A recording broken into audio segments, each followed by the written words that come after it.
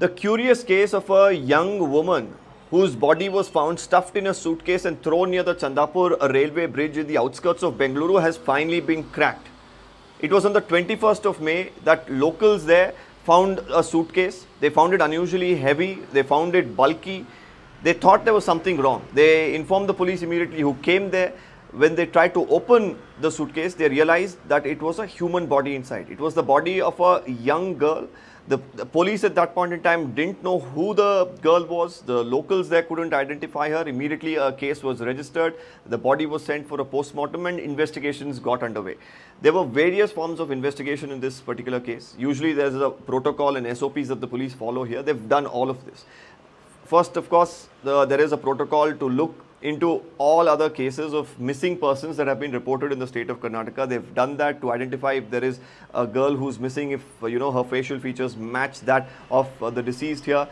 Then they wanted to really ascertain who the people are behind such a gruesome crime.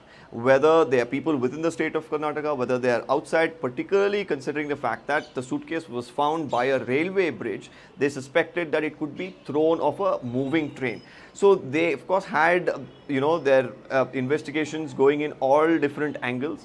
Now, after various forms of investigations, technical, based on questioning of people, based on evidence like CCTV footages leading in and out of the scene of the crime, they finally, came very close to cracking this case, and then realized that these individuals actually hail from Bihar.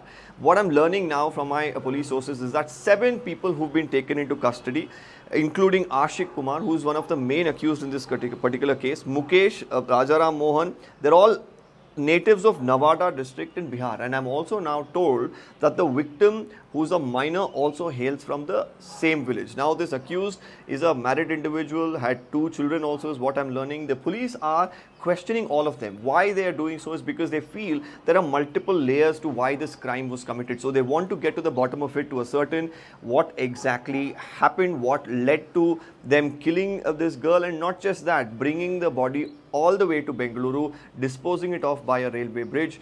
Now, more importantly, there was initially a doubt that whether it was thrown off a moving train. Now the cops have learned that it was actually brought in a cab and then dumped near the Chandapur railway bridge. The Suryanagar police are the ones who've cracked this case under the leadership of the SP of the Bengaluru rural division. They continue to question the accused here because they feel there is more than what meets the eye.